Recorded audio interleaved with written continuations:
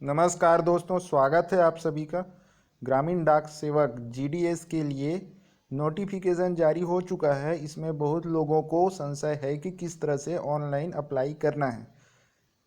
देखिए, पहले भी इस तरह का नोटिफिकेशन जारी हो चुका है इस तरह के पदों की भर्ती के लिए ग्रामीण डाक सेवक के अंतर्गत। उस समय आपको पोस्ट ऑफिस जाना अनिवार्य था, वहीं आपको पे करना होता था। लेकिन इस बार ऑनलाइन माध्यम से credit card, debit card, internet banking के माध्यम से आप स्वयं ऑनलाइन एप्लीकेशन भर सकते हैं। तो इसके बारे में आपको बताया जा रहा है, इसको ध्यान से देखिए और आखिरी तक देखिए। इस ऑनलाइन एप्लीकेशन में आपको डॉक्यूमेंट्स भी लगेंगे, जो भी इसमें मिनिमम क्वालिफिकेशन है और जो रिक्वायर्ड डॉक्यूमेंट्स हैं, जैसे 10th की मार्कशीट की स्कैन कॉपी, जाति की स्कैन कॉपी, फ़ोटो, सिग्नेचर और जो भी लागू होता है आपके लिए वो सभी। अगर पीएच है मतलब फिजिकली हैंडीकेप्ड हैं, दिव्यांग है तो उसका सर्टिफिकेट मैंडेटरी है, ट्रांसजेंडर है तो उसका मैंडेटरी है। कंप्यूटर का अभी आपको ऑनलाइन एप्लीकेशन के समय अपलोड करना मैंडेटरी नहीं है, मतलब कि ज़रूरी नहीं है।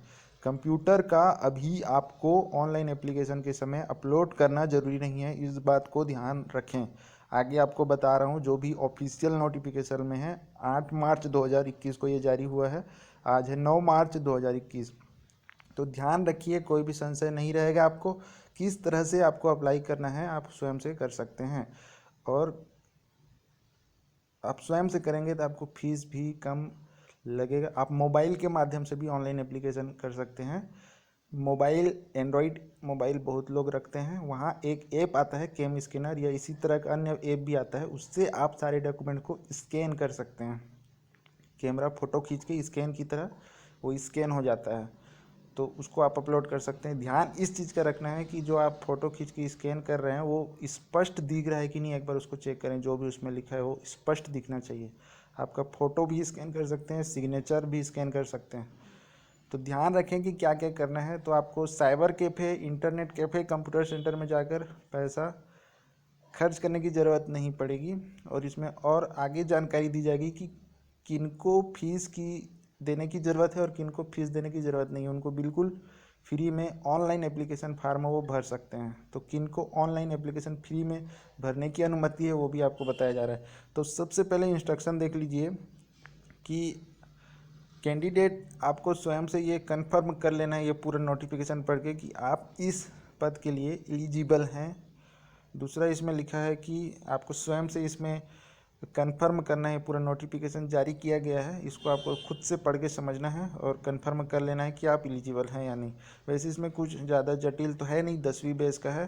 कंप्यूटर सर्टिफिकेट भी लगेगा, लेकिन ऑनलाइन एप्लीकेशन के समय आपको वो अपलोड करने की ज़रूरत नहीं है, कंप्यूटर सर्टिफिकेट। इस चीज़ का ध्यान रखें, जिसके पास कंप्यूटर सर्टिफिकेट अभी नहीं है तो घबराने की ज़रूरत नहीं है। 60 दिन वाला कंप्यूटर सर्टिफिकेट चाहिए, मतलब बेसिक नॉलेज, कंप्यूटर ऑपरेट करने का बेसिक नॉलेज है कि नहीं, इसी से संबंधित एक सर्टिफिकेट लगेगा। क्योंकि भविष्य में जीडीएस को कंप्यूटर भी प्रोवाइड किया जा सकता है, उनका काम पूरा कंप्यूटर में ही उनको करने दिया जा सकता है, तो इसलिए कंप्यूटर सर्टिफिकेट भी मांगा है। लेकिन ऑनलाइन एप्लीकेशन के समय उसको अपलोड करना जरूरी नहीं है, बाद में जब सिलेक्शन हो जाएगा तब वो ज़रूरी रहेगा दिखाना। अभी ऑनलाइन एप्लीकेशन में आपको 10वीं का मार्कशीट, जाति और क्या क्या ज़रूरत पड़ेगा वो बताऊंगा मैं। तो इसमें एक कैंडिडेट एक ही रजिस्ट्रेशन कर सकता है।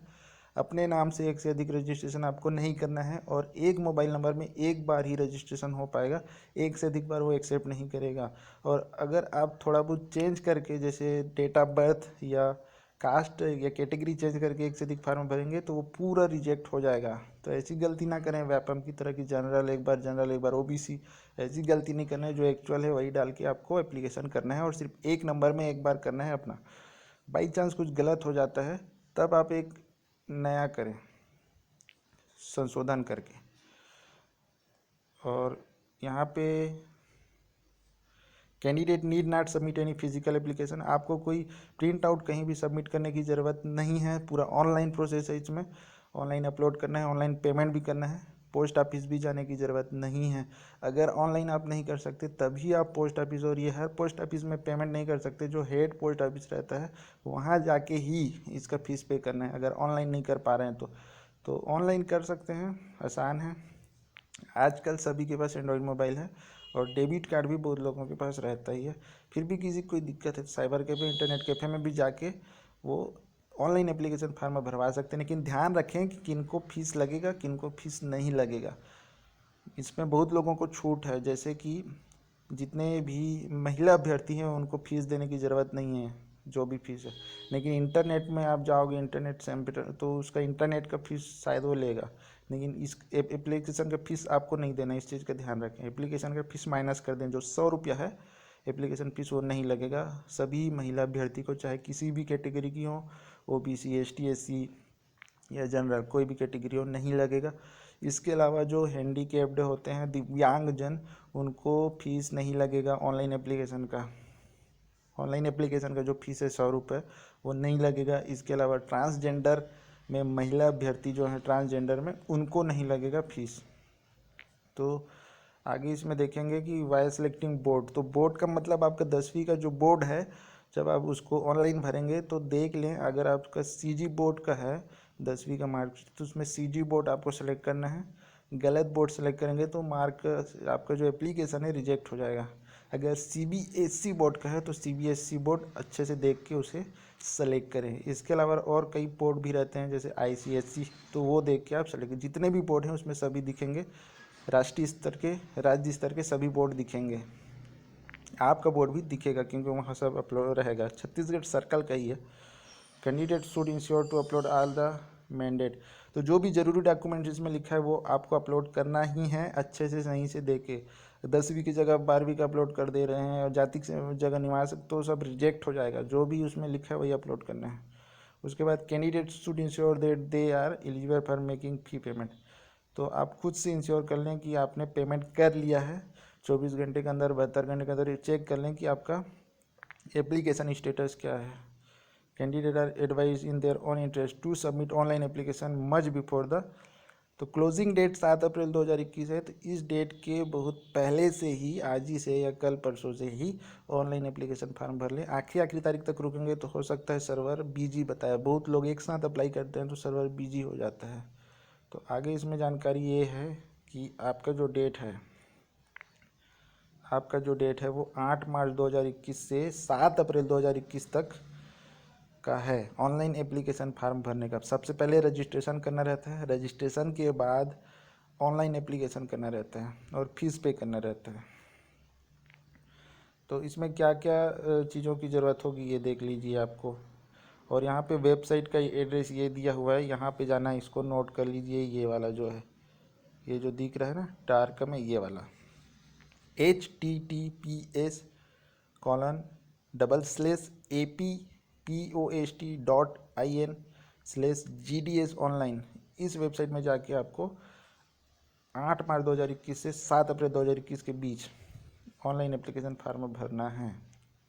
क्या क्या चीज़ों की ज़रूरत पड़ेगी तो उसको ध्यान में रख लीजिए। क्या क्या चीज़ों की ज़रूरत पड़ेगी ये देखिए। सबसे पहले आपका जो नाम है 10वीं के मार्कशीट में बिल्कुल वैसा ही, फादर का नाम और मोबाइल नंबर, जिसमें एक बार रजिस्ट्रेशन नंबर आएगा, और डेट ऑफ बर्थ आपको एंट्री करना है। जेंडर क्या है आपका, पुरुष, महिला, ट्रांसजेंडर, तीन ऑप्शन रहता है। कम्युनिटी मतलब जाति क्या है उसके, और इसका सर्टिफिकेट भी अपलोड करना है। अगर आप लाभ ले रहे हैं, एसटी, एससी, ओबीसी या ईडब्ल्यूएस वालों को भी कास्ट सर्टिफिकेट डालना होगा। इकोनॉमिकल वीकर सेक्शन को भी डालना होगा। और जो यूआर में है, मतलब अनारक्षित, अनरिजर्वड, उनको कास्ट सर्टिफिकेट डालना नहीं है। इस चीज़ का ध्यान रखें। उससे सिर्फ अपना 10वीं का मार्कशीट डालना होगा। जो यूआर के कैंडिडेट है उसे सिर्फ 10वीं का जो मार्कशीट है वही लगेगा ऑनलाइन एप्लीकेशन के समय। लेकिन जब आपका सिलेक्शन हो जाएगा तब आपको 10वीं कंप्यूटर सर्टिफिकेट दिखाना होगा। तो इस चीज़ का ध्यान रखना है आपको। इसके अलावा अगर दिव्यांगजन में है तो उसका सर्टिफिकेट अपलोड भी करना है, ज़रूरी है ऑनलाइन एप्लीकेशन के समय।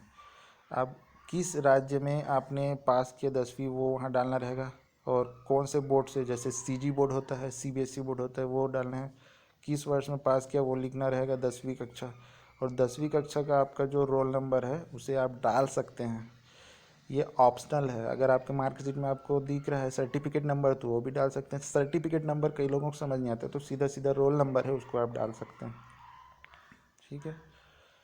इसके अलावा जो ट्रांसजेंडर है, मतलब तीसरा जेंडर, तृतीय लिंग, अगर वो उस हिसाब से अप्लाई कर रहे हैं उसके नाते, तो उनको सर्टिफिकेट डालना ज़रूरी रहेगा ऑनलाइन एप्लीकेशन के समय।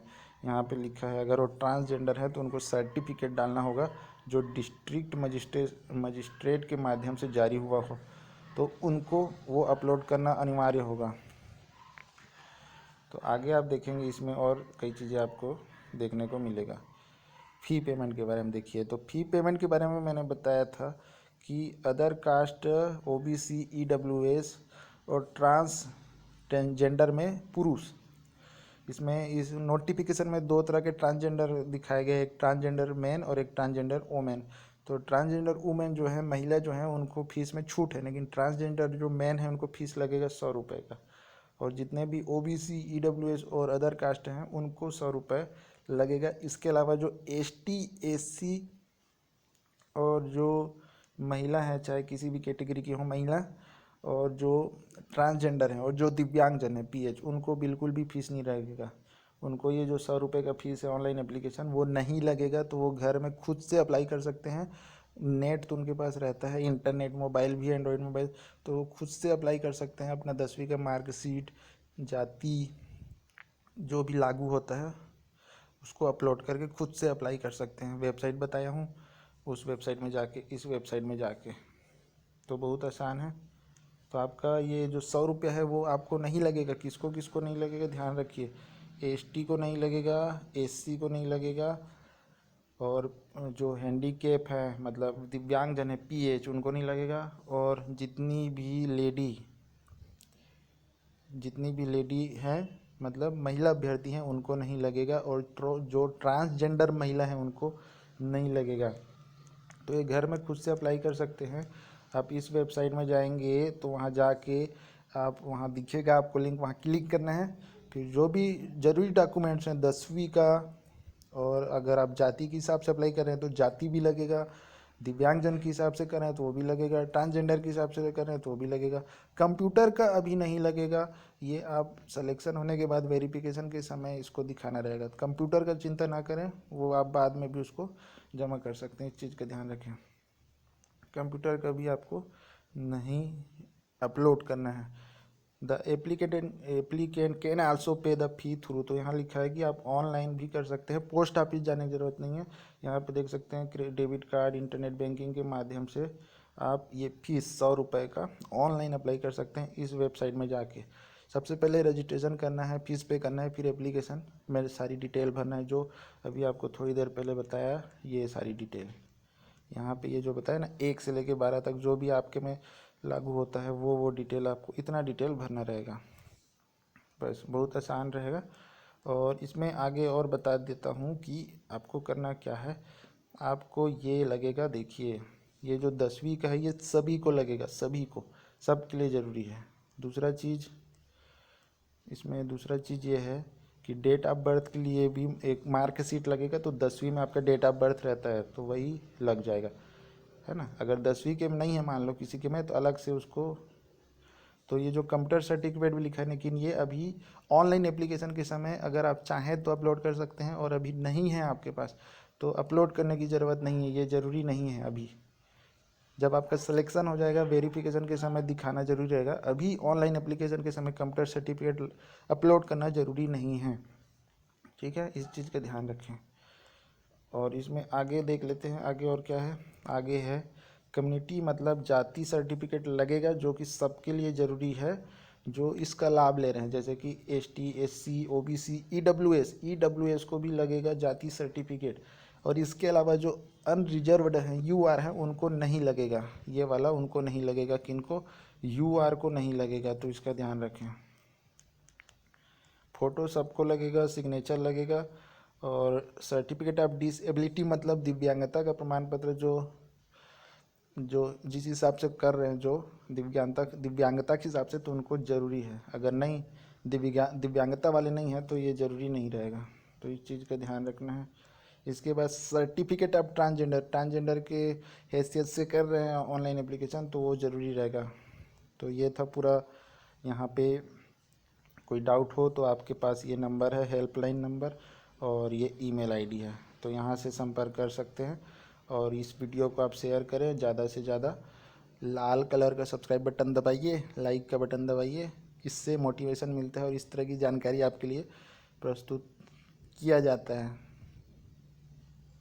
मिलेंगे अगले वीडियो में, तब तक धन्यवाद। जय हिंद।